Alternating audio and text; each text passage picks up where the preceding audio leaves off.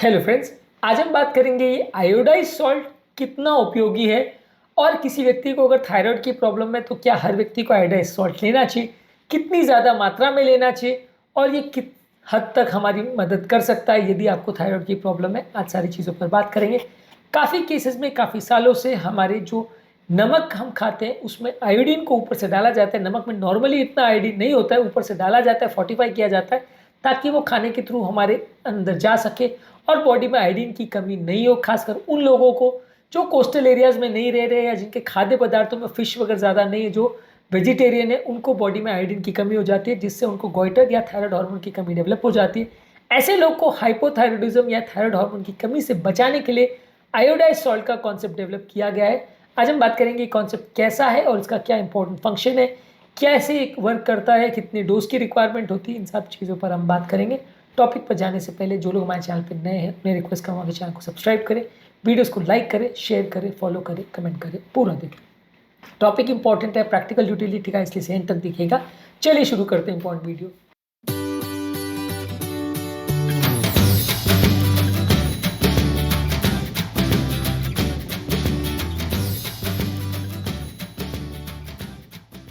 जैसा कि हमने बोला, थायराइड हार्मोन की इंपॉर्टेंट फंक्शनिंग के लिए आयोडीन मिनरल की ज़रूरत है।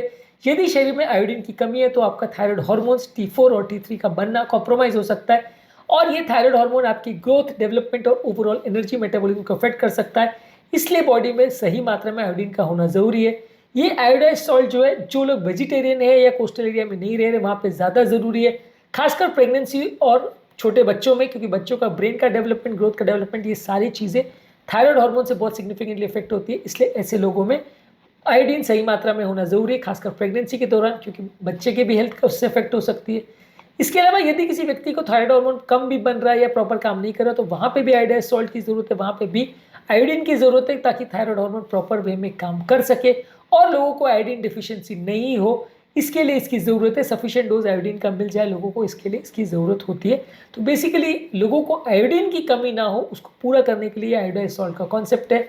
ये बेसिकली फ़ायदा ये करता है कि इससे लोगों को हाइपोथायराइडिज्म नहीं होगा, ओवरऑल लोगों की थायराइड हेल्थ बेटर रहेगी।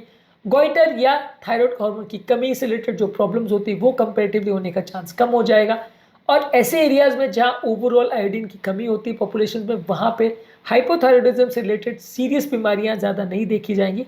इसमें ये मदद करता है।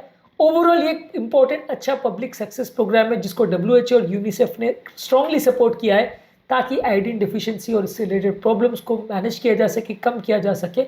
और ओवरऑल ये काफ़ी इफेक्टिव तरीका साबित हुआ है जिसके माध्यम से थायराइड हार्मोन संबंधित प्रॉब्लम्स होने का चांस कम होता है। ओवरऑल WHO रिकमेंडेशन के अनुसार अलग अलग एज ग्रुप में कितनी आयोडीन की ज़रूरत है। इन्फेंट्स यानी 0 से 6 महीने के बच्चों में 110 माइक्रोग्राम पर डे की ज़रूरत है। चिल्ड्रन यानी छोटे बच्चों में 90 से 120 माइक्रोग्राम पर डे की ज़रूरत है। एडोलेसेंस यानी 9 से 13 साल की उम्र में 120 माइक्रोग्राम पर डे की ज़रूरत है। एडल्ट्स में 150 माइक्रोग्राम पर डे की ज़रूरत है और प्रेगनेंसी और लैक्टेटिंग फीमेल्स में 250 माइक्रोग्राम की ज़रूरत है। तो इस मामले में आयोडाइज सॉल्ट की हमें ज़रूरत पड़ती है। इस मामले में कितनी आयोडीन की आवश्यकता होती है, एक नमक के पैकेट में जितना स्टैंडर्ड माना जाता है, WHO की रिकमेंडेशन ये है कि 1 किलो नमक में लगभग 20 से 40 मिलीग्राम आयोडीन होना चाहिए और यूनाइटेड स्टेट्स में जो रिकमेंडेड अमाउंट है वो 45 टू 65 मिलीग्राम आयोडीन होता है 1 किलो नमक में। ज़्यादातर इंटरनेशनल गाइडलाइंस ये कहती है कि इस तरह का नमक आप 5 ग्राम अगर एक दिन भर में खाते हो, जो कि ज़्यादातर लोग खाते हैं एवरेज, तो उस हिसाब से आपका दिन भर का रिक्वायरमेंट पूरा हो जाएगा। जैसे कि मैंने आपको डोजेज बोला कि अडल्ट में लगभग 150 माइक्रोग्राम्स पर डे की ज़रूरत है, प्रेगनेंसी और लैक्टेटिंग में 250 माइक्रोग्राम्स की ज़रूरत है। तो लगभग अगर आप 5 ग्राम पर दिन में खा रहे हो तो उससे आपकी रिक्वायरमेंट पूरी हो जाएगी। हाइपरटेंसिव पेशेंट में थोड़ा चैलेंज आ जाता है क्योंकि वहाँ नमक की बॉडी की इंटेक थोड़ी कम रखने की पड़ती है, नहीं तो बीपी बढ़ जाता है। तो वहाँ पे आप आयोडाइज सॉल्ट के बदले कुछ dairy products, sea food, eggs और कुछ वेजिटेबल जैसे कि सी वीड का ज़्यादा प्रयोग कर सकते हैं या आयोडीन की कैप्सूल्स अलग से ले सकते हैं ताकि आयोडीन की कमी ना हो और आपको बॉडी में हाइपोथायराइडिज्म के सिम्टम्स नहीं हो। पर अदरवाइज 5 ग्राम लगभग रिकमेंडेड है। हमारे नॉर्मल इंडियन खाने में लगभग 8 से 12 ग्राम नमक वैसे भी होता है, तो इसलिए जितना हम नॉर्मली लेते हैं उसमें हमारा जितना आयोडीन की बॉडी में रिक्वायरमेंट है वो लगभग पूरी हो जाती है, बशर्ते थायराइड ग्लैंड प्रॉपर काम कर रहा है और इसका अपटेक प्रॉपर हो पा रहा है तो प्रॉब्लम आपको नहीं आएगी। अगर हार्मोन या ग्लैंड के अंदर कोई प्रॉब्लम है तो फिर आपको एक्स्ट्रा आयोडीन से एक्स्ट्रा फायदा नहीं मिलेगा और फिर वहाँ पे आपको एक्स्ट्रा आयोडीन लेने से उल्टा नुकसान भी हो सकता है, वहाँ पे आपको दूसरी चीज़ों पर वर्क करना पड़ेगा। ओवरऑल एक बैलेंस्ड यूजेज की ज़रूरत है। बहुत ज़्यादा सॉल्ट लेंगे तो नमक बढ़ जाएगा, बहुत कम लेंगे तो कमी हो जाएगी आयोडीन की, इसलिए एक बैलेंस्ड यूजेज की ज़रूरत है। इस मामले में प्रॉपर एजुकेशन और अवेयरनेस की ज़रूरत है कि ये हम क्यों ले रहे हैं, आयोडाइज सॉल्ट होता क्या है, आयोडाइज सॉल्ट से फ़ायदा क्या है, किनको लेना है किनको नहीं। अब ऑलरेडी जो लोग मछलियाँ बहुत खा रहे हैं, सी फूड खा रहे हैं, कोस्टल एरियाज में खा रहे हैं, उनको ज़रूरत नहीं है, वहाँ नॉन आयोडाइज सॉल्ट भी चलेगा, वहाँ आयोडाइज ज़्यादा लेने से उल्टा नुकसान होगा। तो किसको ज़रूरत है किसको नहीं, ये पब्लिक को प्रॉपर एजुकेशन होना ज़रूरी है, नहीं तो प्रॉब्लम्स या कॉम्प्लिकेशन ज़्यादा होंगी। और इस मामले में थोड़ा मॉनिटरिंग या रेगुलेशन हो जाए तो ज़्यादा अच्छा है। अगर पेशेंट का रेगुलर थायराइड हार्मोन चेक हो जाए, उसके हिसाब से अगर आप आयोडाइज सॉल्ट को रिकमेंड करो या उसके डोजेज को कम ज़्यादा करो तो ज़्यादा बेटर रहेगा, ज़्यादा बेटर रिजल्ट्स मिलेंगे। इस मामले में स्टैंडर्ड में प्रॉब्लम्स क्या आती है, कई बार क्या है क्वालिटी कंट्रोल में दिक्कत आती है, अलग अलग सोर्सेज से सॉल्ट में कई कई जगह पे आयोडीन की मात्रा कम ज़्यादा हो सकती है। आयोडीन जो पोटेशियम आयोडाइड यूज़ करता है उसका क्वालिटी का ऊपर नीचे हो सकता है, इसकी वजह से भी कई बार दिक्कत आ सकती है। और कई बार ओवर यूज़ या अंडर यूज़ भी हो सकता है, कई बार आप ओवर यूज़ कर रहे हो तो मात्रा बॉडी में ज़्यादा हो जाएगी जितनी रिक्वायरमेंट है, अंडर यूज़ कर रहे हो तो उसको कंट्रोल करना मुश्किल हो जाता है। तो ये थोड़ा सा मैनेज मेंटेन करना मुश्किल है।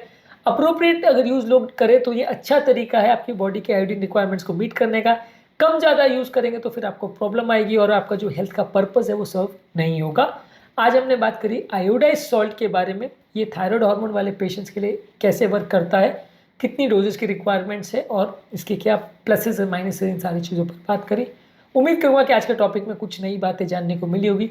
थायराइड हार्मोन संबंधित हमने और भी बहुत सारे वीडियोस किए हैं, कौन से फूड प्रोडक्ट्स में ये रहता है, ये सारी चीज़ों को हमने अलग अलग वीडियोस में कवर किया है। इन्हें ज़रूर चेकआउट करें। टॉपिक एंड करने से पहले जो लोग हमारे चैनल पर नए हैं उन्हें रिक्वेस्ट करूँगा कि चैनल को सब्सक्राइब करें, वीडियोज़ को लाइक करें, शेयर करें, फॉलो करें, कमेंट करें, पूरा दिन।